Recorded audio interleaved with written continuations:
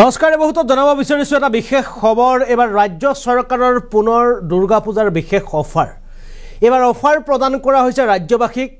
অচিৰে দুৰ্গা পূজাতে মুকলি কৰা হ'ব আৰু এখন টুলগেট আৰু এই টুলগেট বৃদ্ধি পোৱাৰ পাছতে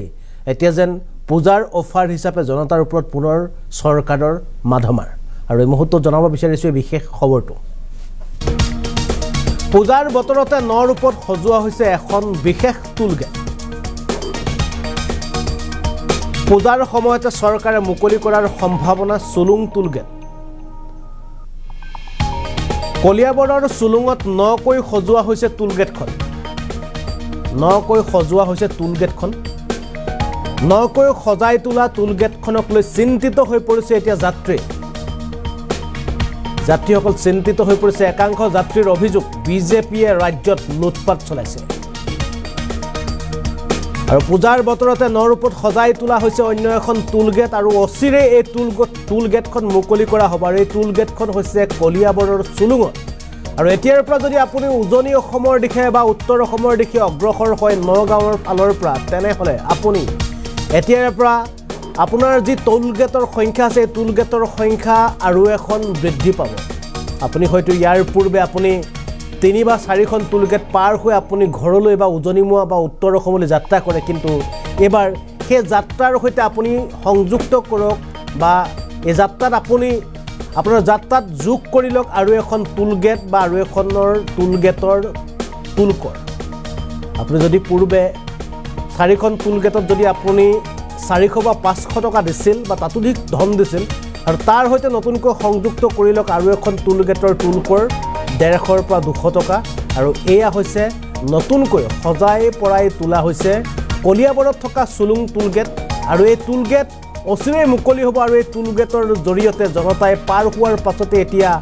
আহোতে যাওঁতে প্ৰতিটো সময়তে চৰকাৰক দিব লাগিব টুল টেক্স আৰু আপুনি উজনি অসম বা উত্তৰ অসমৰ দিশে যদি আপুনি যায় তেনেহ'লে এই টুলগেটখন পাৰ হৈহে আপুনি যাব পাৰিব আৰু এই টুলগেটখন পাৰ হ'বলৈ যাওঁতে আপুনি আকৌ দিব লাগিব 100 পৰা 200 টকা পৰ্যন্ত আপুনি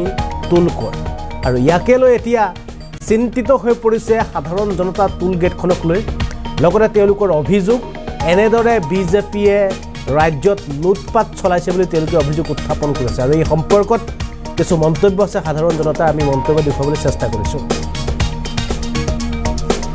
নতুনকৈ এখন টুলগেট বনাইছে আকৌ মুকলি কৰি দিব পূজাৰ এয়া নতুন উপহাৰ বুলি ৰাইজলে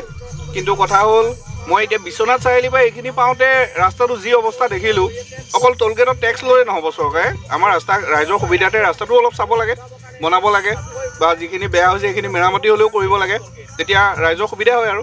মেৰামতিৰ নামত একো নাই টুলগেট বহাই গৈ আছে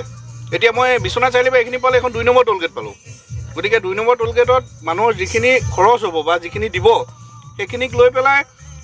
চৰকাৰে লওক আপত্তি নাই কিন্তু ৰাস্তাটো ভাল কৰিব লাগে গুৱাহাটীৰ পৰা যদি আপুনি যায় তেতিয়াহ'লে গুৱাহাটীৰ পৰা বিশ্বনাথ চাৰিআলি পোৱালৈকে মোটামুটি 4খন টুলগেট আৰু এখনত 300 টকাকৈ ধৰিলেও 1200 টকা অকল আহোঁতে আপ ডাউনটো 2400 টকা তো এজন মানুহে যদি 2400 টকা পে' কৰি আছে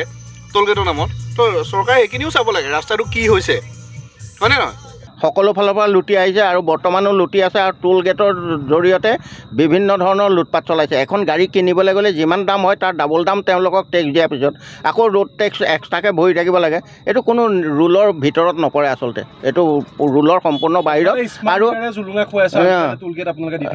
দি থাকিবলগীয়া হৈছে গতিকে ৰাইজক মানে মাধমাৰ এফালৰ পৰা মাৰি গৈছে টোল গেটত আচলতে পইচা দিব নালাগে আৰু টোল গেট উঠাই দিব লাগে টোল গেট ইয়াত নালাগে ৰাস্তাৰ অৱস্থা এয়া বিশ্বনাথ চাৰিআলিৰ পৰা তেজপুৰলৈকে ভাল তাৰ পৰা গহপুৰলৈকে ভাল কিন্তু বিশ্বনাথ চাৰিআলি এৰিয়াটো বেয়া আমাৰ এইখিনি এৰিয়াৰ ভিতৰতো আহোঁতে কিমান কষ্ট হয় মাজে মাজে জেগা নাই বন নাই কিবা নাই তেনেকুৱা ধৰণৰ কৰি থাকে তো তেনেকৈ হ'লেতো ৰাইজ চলিব নোৱাৰে ন ৰাইজক